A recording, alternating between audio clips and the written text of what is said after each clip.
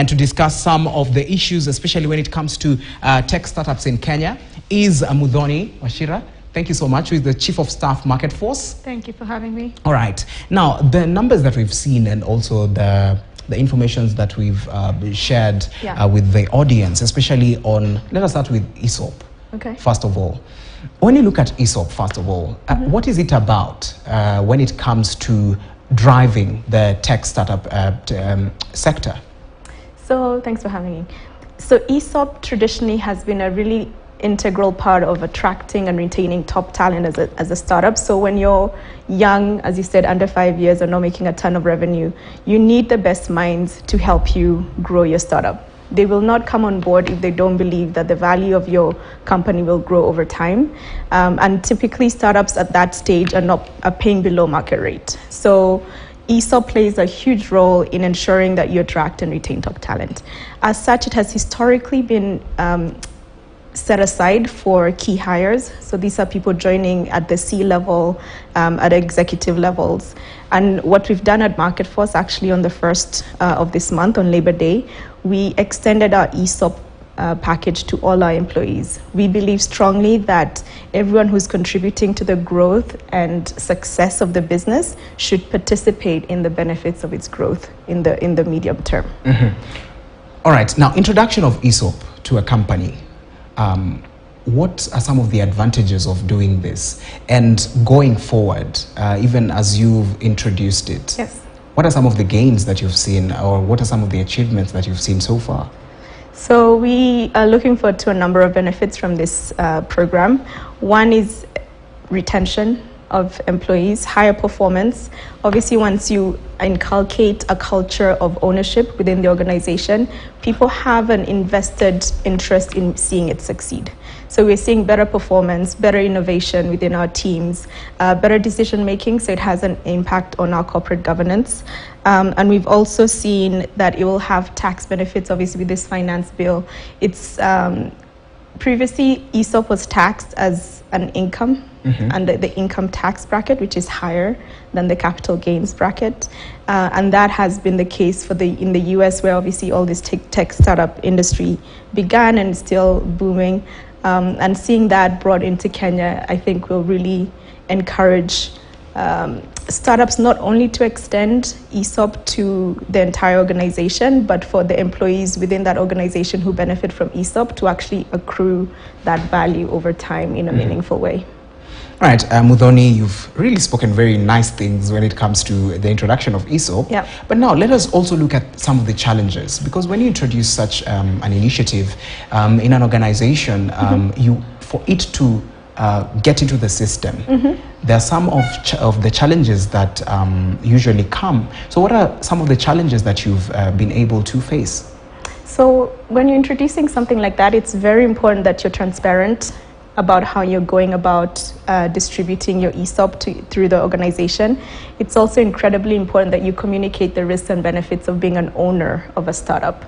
The third thing is that it's incredibly important that you have a platform. So we have a digital platform where you can see your ownership, the value over time, how much it's accruing, and even when you leave, how much of that has vested. So there's an issue with ESOP where you don't get the entire value upfront. You get it over time. So there's a vesting schedule. What we've introduced is a 4-year vesting schedule, which means if you're allocated 100,000 shares, you gain 25 every year. And so that keeps you within the business, obviously, and you see that value growing with time. So communicating, making sure there's a platform where people can access, and sharing the risks and benefits of being an owner. All right, now let's move on from ESOP, but we'll come back later on. Let us look at startups, tech startup, because very many, when you talk about tech companies, many of them fall under the 5-year rate that we've looked at, the 5-year rate that they've put forward. So what usually happens, because you find many of these startups are in FMCGs, what usually happens, because maybe 90% of them don't usually move maybe they stay for like 3 years and then someone says, I tried this thing, it's not working. So what usually happens? So tech startups typically have a high failure rate. And to qualify as a tech startup, there are a number of things. Most of them have to have a technology that's scalable, that doesn't require a lot of capital to grow. And so you could fail for many reasons as a tech startup. You could fail because you didn't raise enough capital. You could fail because your innovation didn't have any market demand. You could fail because you're outcompeted and outpriced in the market. So a number of those things can come into play. And obviously there's others, like the founding team has wrangles and it kills the business. So there are various ways a startup can die. But we are seeing growth in the tech startup space across the continent. Since 2015 till 2021, we saw 15x growth in VC investments on the continent. It is the only continent that saw growth in venture capital investment into tech startups globally. We're seeing more female and indigenous founders receiving capital and more female and indigenous fund managers participating in capital allocation across the continent, which is really exciting. Yeah, so I think I'm still very bullish, obviously, about tech. And tech really in Africa has such a broad impact. So if you think about health, I know you talked about health earlier, about education, there's innovation across all sectors in the tech space. So, all right, therefore, when you look at especially the startups and when you look at the rate at which they continue to not move on, you find that maybe a very small percentage of this move on. When you introduce something like ESOP to the ones that are moving on, do you expect longevity on a company when you introduce ESOP? There is a case to be made for that. But broadly beyond that, I think it's an inclusion and aligned interest perspective.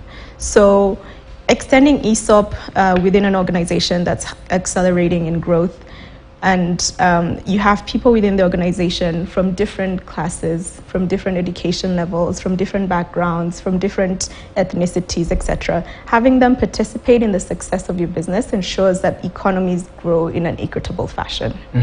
And so diversity, equity, and inclusion is a big factor of success within an economy, within a startup, within, just across the board on a continent. And that's why I'm very excited about what we did at MarketForce.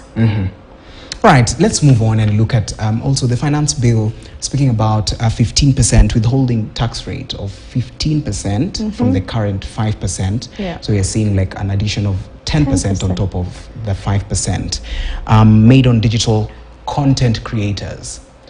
What effect does this have, especially going forward? Because now very many Kenyans are coming into the tech world, digital world, trying to make videos, trying to move into these spaces. Now, if you add the 10% on top of the 5% tax that is being paid right now, what effect does this have? I would say, look, when I look at tech investments across the continent, and we've been doing it 10, 15 years now, we had a first wave, which was B2C, business to consumer, and we saw the first fintech wave. Then we've seen a second wave, which is business to business, where we've seen now the B2B e-commerce plays in the FMCG space. I think the next wave on the continent is going to be in the media space. And so this is a little concerning. When a sector is nascent and trying to come up, introducing tax can curtail the growth of that sector. It can make it less attractive for capital allocators to put money in it.